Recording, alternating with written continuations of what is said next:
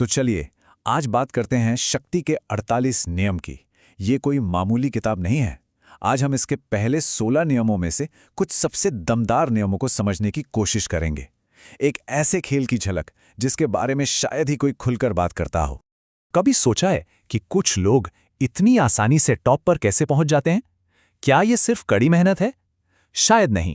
असल में एक छिपा हुआ खेल चल रहा होता है, पावर का खेल, और दुनिया के सबसे कामयाब लोग इसे खेलते हैं। आज हम इसी खेल के कुछ राज खोलने वाले हैं।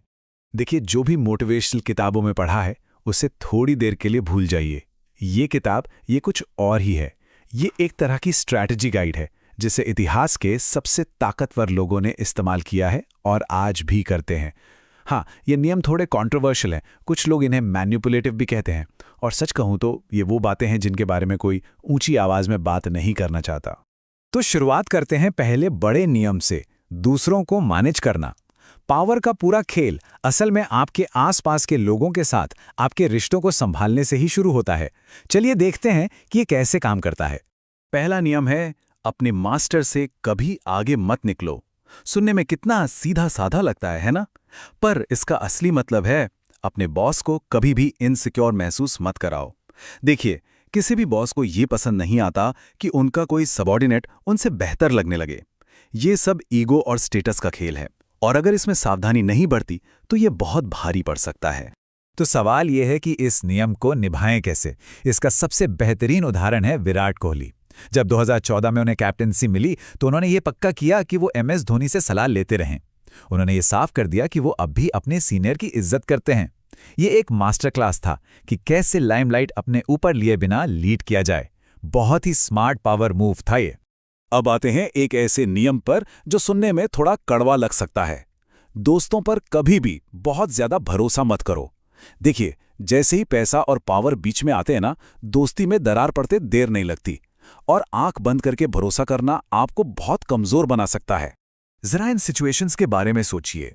दो दोस्त मिलकर स्टार्टअप शुरू करते हैं और फिर एक दूसरे के दुश्मन बन जाते हैं। या फिर हर्षद मेहता का केस, उनके अपने ही दोस्त उनके खिलाफ गवाह बन गए थे।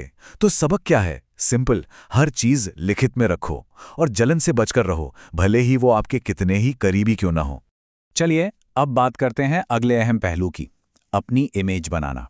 पावर के खेल में ये उतना जरूरी नहीं है कि आप असल में क्या हैं, बल्कि ये ज्यादा जरूरी है कि लोग आपको क्या समझते हैं। Perception is everything. तो नियम नंबर 5 कहता है, अपनी प्रतिष्ठा की रक्षा अपनी जान की तरह करो। सोचिए, एक अच्छी रेपुटेशन बनाने में पूरी जिंदगी लग जाती है, लेकिन उसे मिट्टी में मिलने में सिर्फ एक गलत कदम काफी है। और एक बार ये चली गई ना, तो इसे वापस पाना लगभग नामुमकिन है। सीधी सी बात है, किसी की प्रतिष्ठा उसकी सबसे बड़ी दौलत होती है। ये जितनी नाजुक है उतनी ही ताकतवर भी, और इसे अपनी जान से भी ज्यादा संभाल कर रखना जरूरी है। इसका एक बड़ा उदाहरण विजय माल्या का है। एक जमाना था जब उन्हें किंग ऑफ गुड टाइम्स कहा जाता था, और आज उनका नाम घोटालों का दूसरा नाम बन गया है। उनकी रेपुटेशन पूरी तरह खत्म हो चुकी है, और उसके साथ साथ उनका सारा असर भी। अब आते हैं नियम नंबर 6 पर, हर कीमत पर लोगों का ध्यान अपनी ओर खींचो। इस दुनिया में नजरअंदाज किए जाने से बुरा और कुछ नहीं है। हो सकता है आप अपने काम में बेस्ट हों, लेकिन अगर किसी को पता ही नहीं कि आप हैं कौन, तो उस बेस्ट होने का क्या फायदा? एक मशहूर कहावत है, दिखोगे नहीं तो बिकोगे नहीं। पतंजलि का ही उदाहरण ले लीजिए। उनके प्रोडक्ट सालों से मार्केट में थे, लेकिन जैसे ही उन्होंने जोर शोर से एडवर्टाइजिंग शुरू की, वो घर घर में पहचाने जाने लगे। विजिबिलिटी यानी दिखना ही सब कुछ था। अब हमारा तीसरा और आखिरी सेक्शन है एक्शन के बारे में, क्योंकि असली पावर बातों में नहीं, काम में होती है। नियम नंबर 4, हमेशा जरूरत से कम बोलो। इसे ऐसे समझिए जैसे कोई जॉब इंटरव्यू दे रहा हो। जितना ज्यादा बोला जाता है, उतनी ही ज्यादा गलती करने की गुंजाइश होती है। कभी कभी सबसे ताकतवर जवाब होता है खामोशी। रतन टाटा ने नैनो लॉन्च के वक्त इस नियम का बेहतरीन इस्तेमाल किया। जब लोग नैनो के मुनाफे पर सवाल उठा रहे थे, तो वो किसी बहस में नहीं पड़े। उन्होंने बस एक लाइन में मिशन बता दिया, एक ऐसी कार जिसे एक मिडिल क्लास परिवार भी खरीद सके। बस इतना पावरफुल और सिंपल जवाब था कि उसने सारे सवालों पर फुल स्टॉप लगा दिया। तो चॉइस बिल्कुल साफ है, या तो बहस में ही उलझे रहें, या फिर एक ऐसा एक्शन लें जो सारी बहस को ही खत्म कर दे। और इसका शायद सबसे बेस्ट उदाहरण सचिन तेंदुलकर हैं। जब क्रिटिक्स ने कहा कि वो उछाल वाली पिचों पर नहीं खेल पाते, तो उन्होंने कोई प्रेस कॉन्फ्रेंस नहीं की, कोई बयान नहीं दिया। वो सीधे मैदान पर उतरे और ऑस्ट्रेलिया में सेंचुरी जड़ दी। बस उसके बाद सारी बहस खत्म। असली पावर इसी को कहते हैं।